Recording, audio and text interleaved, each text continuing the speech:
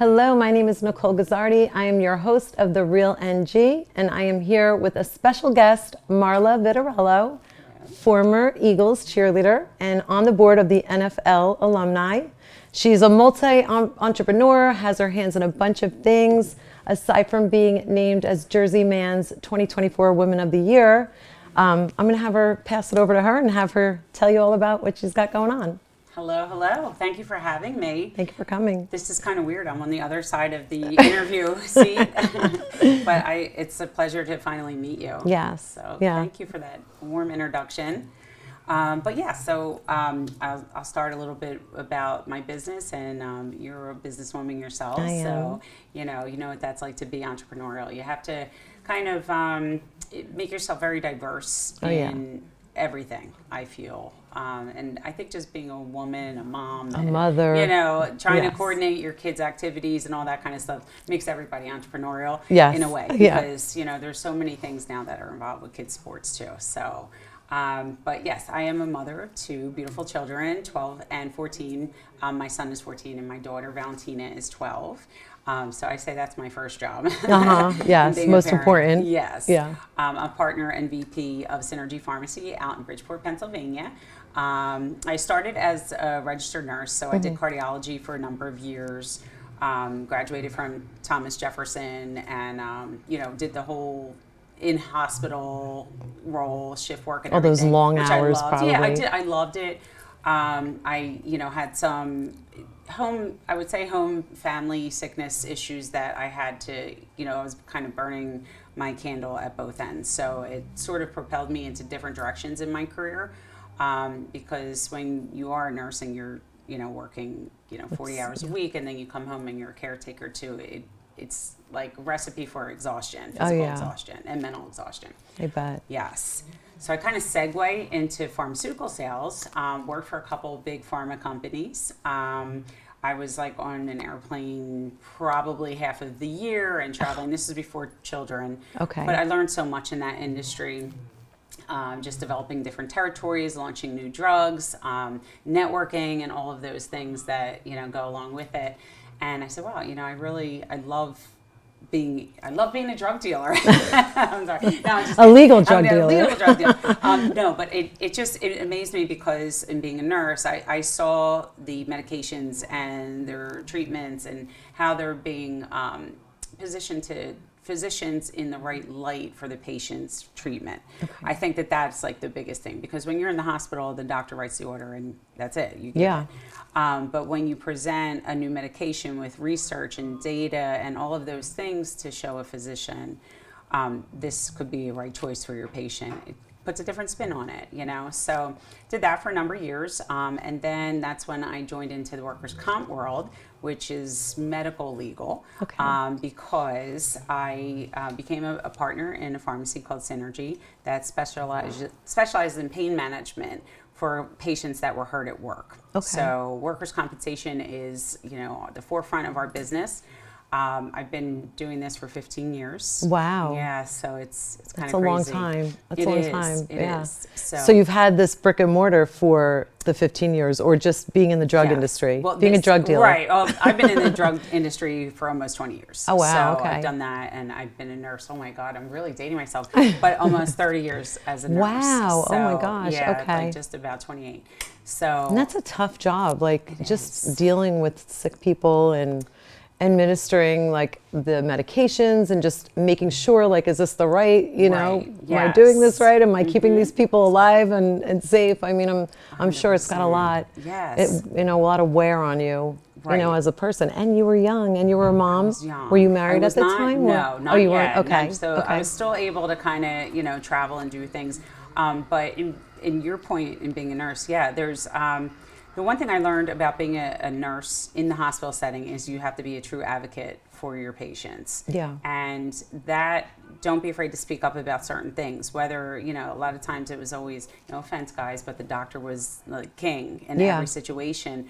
But the doctor is not with the patient as much as the nurses are. So when a nurse feels something or talks to the family and there's another need that maybe wasn't addressed with the doctor and the patient at the time, it's very important for nurses to become advocates. So, Yeah. and that's kind of how this role continued for me, because now we fight insurance companies for patients' rights. Wow. So when they get hurt at work or they're being, bullied by their employer and things like that, this is when the attorneys get involved, and we work as a team for the claimant. Yeah. So, we don't work on the insurance company side. We are for the people and for the patient. Yeah. So that's I love basically that. it. Yeah. So. And then, so now with the oh gosh. So now with the pharmacy. Yeah. Now, tell me how that, like, what does that look like for you?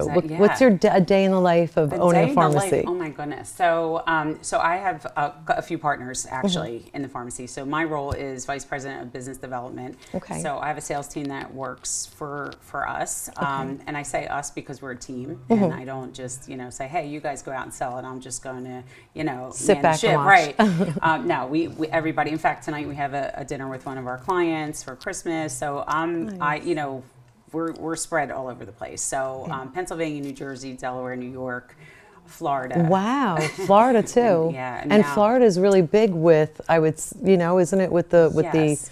injuries or pain medicine and things Yeah. like that? Isn't Florida really big with Well, the pain meds? Or I would say almost every state could be really big, just depending Yeah. on, what type of state that you're dealing with. So like, if you look at Philadelphia, which is a very blue collar areas. Yeah. So workers' comp pops up more in those areas just because there's more physical work. Okay. So, if you, I'll take, for example, if you're a doctor or somebody, like a CPA or something like that, the chance of you getting hurt at work are much less Yeah, than somebody you're sitting who's behind a walking on desk. a scaffold Yeah. or doing laboring work. Yeah. So, so we have to be the voice for those people Yeah. because a lot of times they're sort of, pushed around.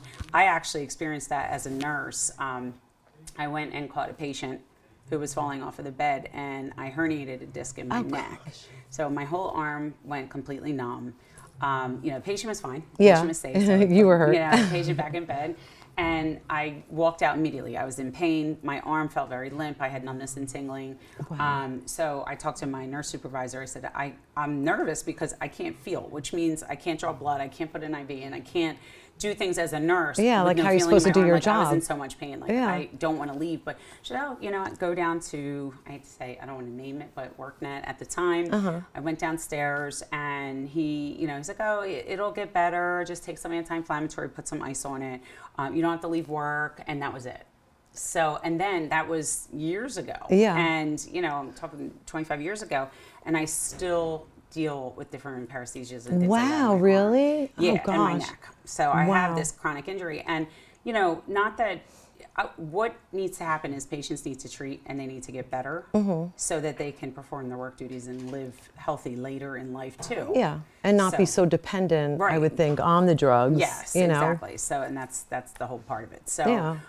but they never ordered the test. They never sent me. So I never really got the proper treatment at that time. So, those are kind of the things that will inspire you too, because when you go through it yourself and then, Yeah, you have to that deal with helps you actually be able to help someone else. Like you can Yes. relate because you went through it. Right, Right, right, exactly. So now, being a mother now, right? Now we're fast forwarding. Yeah. Now you're in your mom era and you're running the business. Yes. You're on a board for the NFL NFLA, alumni. yeah, So yeah. talk to me, how do you balance like work life and family life? Well, it's nice to have the flexibility. It's a blessing and a curse, as they say, because it's, I'm not just 9 to 5 or, the work hours that I do is Monday through Friday. Okay. But I put in so much more time at night or early in the morning or even on a weekend to kind of catch up. Okay. So I have to stagger kids' sports in between all that. That's why for me to take an actual day off is really difficult because I don't feel like I'm ever off. So you don't take any time off? No, I do. I am actually. I usually take off between Christmas and New Year's. Okay. So I'm excited about that, just the mental rest of things. Yeah. But the best way, and my kids are in like heavy duty, like over the top Oh, sports. gosh. Like, you know, oh, hey, we're going to Virginia, or oh, hey, we're in Florida this year. My So son how and do you son- manage all that? So, you know, thank God there's two people involved here. You know, Okay. of course, their So you dad. do get their yeah, help. Okay. So Joe will take the kids and we kind of offset each other. Oh, where that's He'll good. do the away, because then I have my daughter too. So you know, she's not always like looking forward to go sitting in Virginia at a baseball tournament. No, I bet. Yeah, so she's like, Mom, like I've had enough. But she's also really busy with her schedule, so Yeah. it's just kind of staggering. But So you with- do have the help. At Yes. least you're, you know, Oh, and yeah, and you yeah. are you married or are you divorced no, now? I'm Okay. recently divorced. Okay. You know, and that's a whole nother. We'll do a whole nother episode on that. But yeah. So unfortunately, I am. But at least so you guys as are a single mom. co-parenting Oh, and yeah. he's helping. Yeah, absolutely. You know, because that Yes. goes a long way, because a lot of times the mother gets the brunt of all Sure. the Well, responsibilities. Right. The mother still gets the brunt of Oh, the I'm responsibilities, sure. no matter what. You know I'm that. sure. And to all the moms out there. Yeah. Because we just have a different set of wearing jeans than the guys have, no offense. Yeah. But I mean, and they bring so much value to the table as well that Oh, we yeah. can't give to the kids. Yeah. But so and then when I'm not working and with the kids, I dedicate the rest of my time to the NFLA, which is love the that. NFL alumni. So talk to me Yeah. about the cheerleading. Like, that's exciting. When did Sure. you start doing Yeah. that, and Yeah. how long did you do that for? Absolutely. So I started back in 1996. I was there for 6 seasons. With the Wow. Philadelphia Eagles. Oh, that's Yeah. amazing. So it that was must really have been cool. fun. It was fun. And an experience. It absolutely was. I was the captain of the team at the time, and went to the Pro Bowl in 1999, which is super Oh, cool. how fun. Yeah. Oh, that is yeah. fun. So Not we had- many and we had people can multiple say captains, that. Too, by the way, I wanted to say that. So we had captains and co-captains, which was great, because there that's was 36 awesome. of us. So 36 cheerleaders. yes, Wow. yes. Oh, A lot that of people must have don't been realize such it, a you know? good time, though. It was Like fun, and you know, most people can't say they've done that. right. You know. Yeah, no, it's definitely. When I made the team, there was over 1,000 girls for like 9 spots. Wow. Of women who were not coming And you back beat them for all whatever out. reason. So yeah, it was Did a you tough one. dance when you were younger? Like, how did you get into cheerleading? Yeah, it's a great question. Actually, I was a gymnast first. And Okay. I think that really helped with like tricks and leaps and, you know, being flexible and super flexible. Are you still flexible? Not as much. I'd like to think I am. Some of our ladies who now, I mean, we had one girl, Patty Pollard. She's amazing. Yeah. She cheered several years before me, and she was doing a Still. split competition at the last Oh my holiday party that we had with the kids. But it was absolutely the best years of my life. I learned so much about myself during that time, and how to kind of, for lack of a better word, just to command a room, and Yeah. to be able to go into a room that you don't know anybody, Mm-hmm. and make yourself known and go meet people and Yeah. talk to people. And I love people, and I love to be social. Yeah. So that definitely helped. Yeah. You know. So And I guarantee being in sales, Yes. probably also like helped everything. It You know, ties the whole the thing. networking and Yes. having the personality. I was in Yes. sales when I was younger, and everybody's Oh, I like, could you see can that. talk to anybody, you can sell to anybody. Yeah. And I'm like, listen, you have to be born with that. That's like Right. not something you can do. acquire. You have to have that in you. You have to have So- that.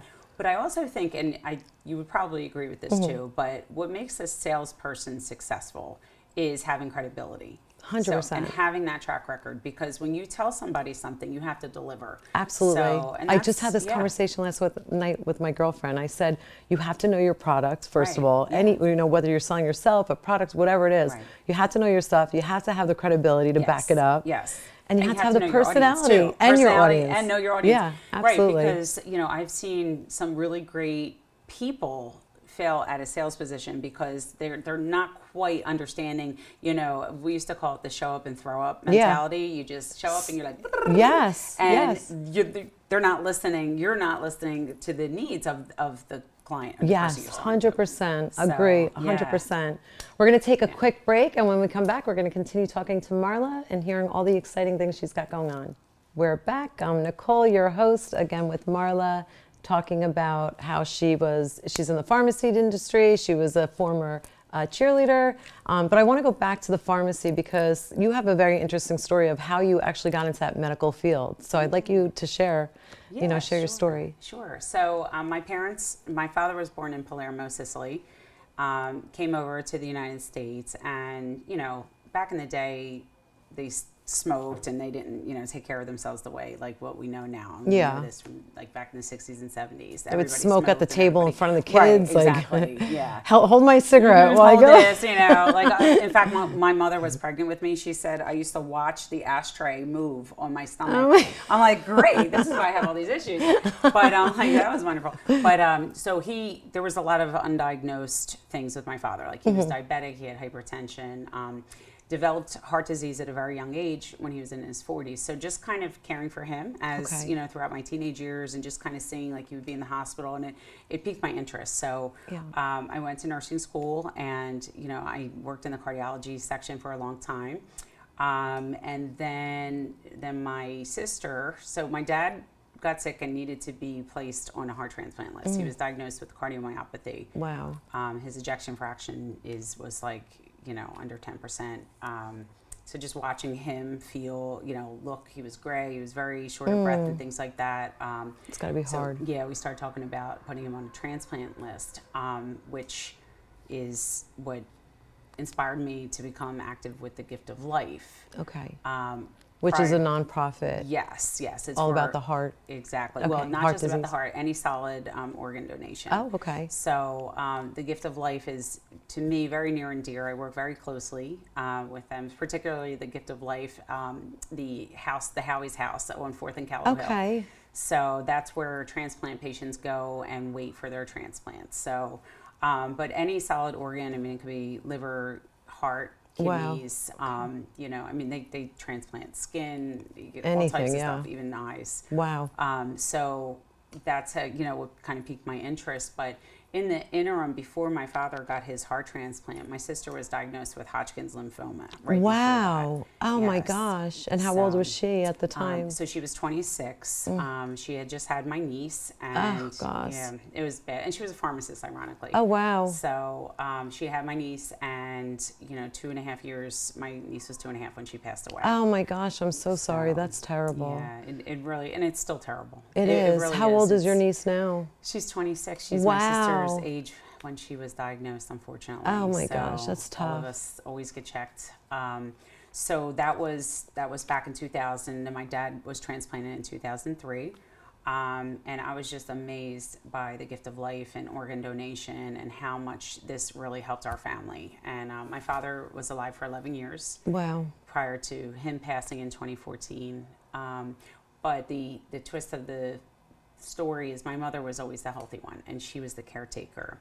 And she became very ill when I was pregnant with my son, unexpectedly, completely unexpected. She was diagnosed with stage 4 lung cancer. Oh my gosh. Yeah. Jeez. And she was the smoker with the ashtray. Yeah, well, she was a right? smoker, but she had quit at that point for a long time, like 15 years prior to that. But she was also a hairdresser. So oh gosh, so the chemicals maybe. Exactly. Yeah. So she passed away the night I had my son. So oh my goodness. It was like one life came in and one life left. Well, I always believe in divine intervention, and I believe that that's what God's plan was for me. Absolutely. Because I was so close to my mother and my sister, and then next thing I knew, I'm holding a baby boy, and I have to leave the hospital and go see my mother and bury my mother. Gosh. So that was a really trying time in my life, and at that point you're on autopilot and you're just like in crisis mode for years. Yeah. Because now, shortly after that I had my daughter.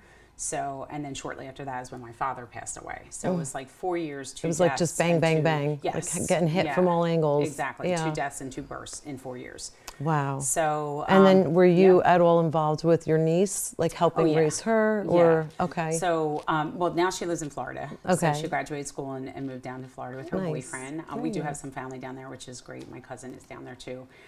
So we still stay in very close contact. We talk all the time. In fact, she just called me right before I came in here. But just kind of helping and being a mentor for her. Her parents were great. That her dad remarried, and she has 2 other sisters who are awesome. I love them like I love her. Aww. So that's something really special. So she has a beautiful life ahead of her. I love it. Yeah. I have similar. My mother, growing up, had breast cancer, traveled to her lungs. It metastasized to her stomach. 80s. No technology. Wow. She lived, survived. God bless her. My father, totally healthy, 54 dropped out of an aneurysm. So it's like the reverse, you know. My mother was super sick, but went through it. Now she's in her 70s and thriving, and I mean, she looks like she's like in her 60s, maybe even younger. But it's just, you know, how the world and how things just happen, and you just don't see these things coming. No, you know. But if you have like that strong mindset and you really like know how to deal with it, you overcame it. You're a powerhouse now. You know, some people crumble with tragedy and with hardships. People, they can't rise from it, you know, and you took it and used it as a lesson and really, you know, did something with yourself. So I'm sure you're a great role model to your children, you know, and to your niece, you know, who she saw you go through it all, you know, and losing your sister and your mother and your father. So I'm sure you're proud of yourself. You know, I'm proud of myself for the strength because, and there are some days where I say to myself, I'm not that strong. Like, you know, Christmas time is very difficult because it's my mom's favorite holiday. And, you know, there's so many memories when I pull out decorations and things like that. And people say like, oh, it gets easier. It never gets easier. It just, you just get used to it. No, it's just like the new norm. Right, exactly. Yeah, everybody says that. And I always say that too. And you could probably relate, you know, with your grief is that you almost mark it as the date. Were they still here or they weren't here? Yes. And it's like BC or B mom or BD, you know, before dad or. Yeah, no, I agree. And, you know, and my heart goes out to you too because a sudden death is very difficult. Hard. Oh, yeah. It's very difficult. We lost my mom's younger sister to a heart attack at 47. Oh, and that's uncommon. So, it's so funny because literally the past, I would say like, 6 months, I've heard of more women dying of a heart attack than men. Right. And it's like, back in the day, you never really heard of it. But I think now, and you would know better, they say it's more common for a woman to have a heart attack. Is that true? So, I mean, the typical, how they sort of personify what is the most common, it's usually a male in their 45 to 55 range. Okay.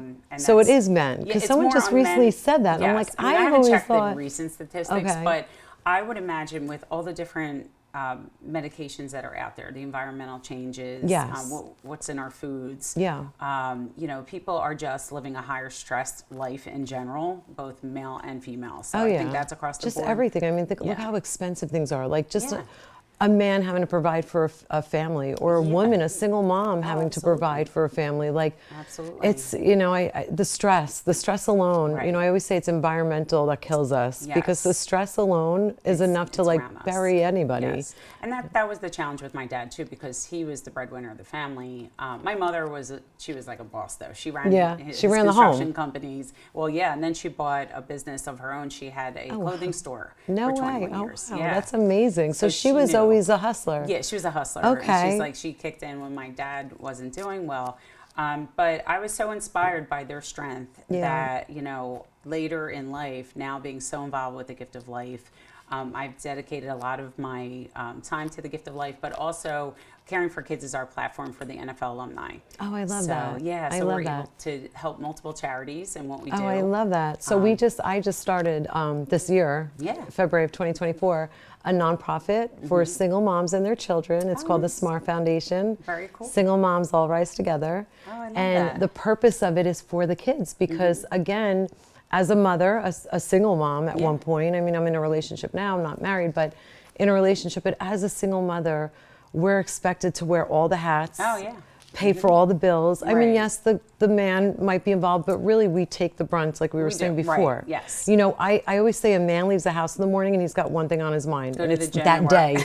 It's the day, like his gym, his work. Go to gym and work. A woman leaves the house in the morning and she's thinking about the school, the kids, the doctors, like what after curricular activities. Like, we have so many responsibilities, and it's a lot on us, you know. And I just, whenever I see another woman that's like doing it and like exceeding what her expectations are, I'm sure, you know, sometimes you have to pinch yourself and be like, oh my gosh, I can't believe like I've done that. Absolutely. And, you know, and it's about life positioning too. So how the opportunities that we were given or created for ourselves, not everyone has the same opportunity to reinvent themselves, so to speak. So like, you know, if finances are an issue, you know, to come up with a side gig or to, you know, not everybody is wired the same. Nope. And access to certain things it becomes very difficult, especially for some of the younger moms who maybe didn't finish school. Yeah. You know, my whole thing is how can I reinvent myself? And one thing my parents always taught me, and I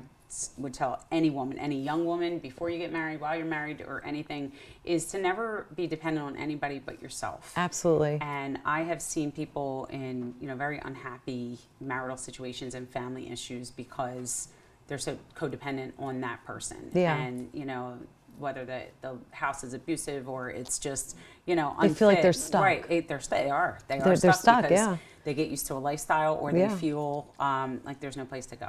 And I always say, like, you have one, well, I hate to say you only die once, you live forever, Right, you know? true, yes. But I like you that. really do only have one shot at it. Right. So it's like, why do it unhappily? Right. Like, just figure it out. Yeah, There's you always a do. way to figure it out. Right, exactly. And, you know, I think one more thing I would say is to always watch for flags and Yeah. warning signs Yes. in people.